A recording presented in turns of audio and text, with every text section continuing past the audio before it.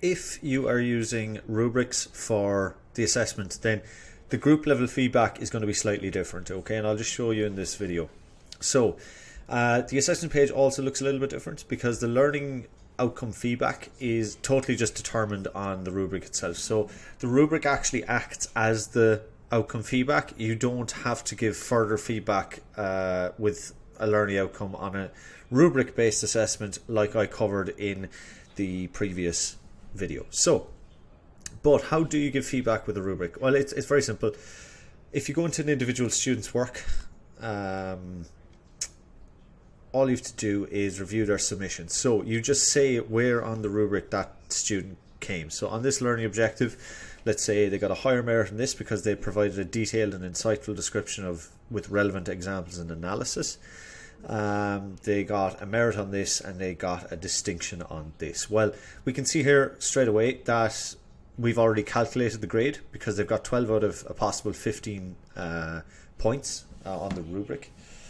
If I change any of these, it will update automatically, okay? But this is the grade that the student has got.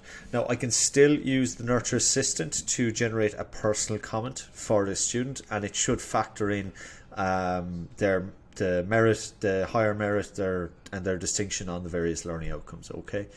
I can also add attachments specifically for that student, and once I'm happy with the student's feedback, I have to click Mark as reviewed, and that student has been reviewed.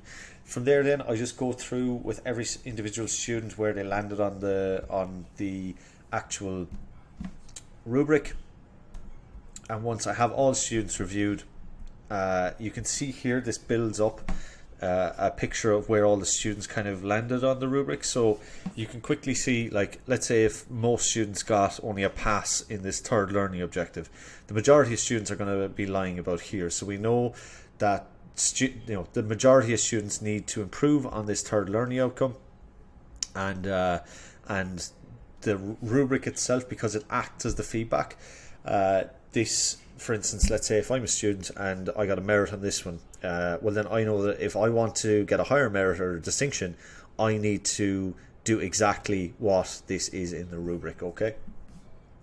But once I've all students completed, all I have to do is just click Publish Feedback, because like I say, because like the rubric acts as the feedback, we don't need to do that group level feedback in that part, okay?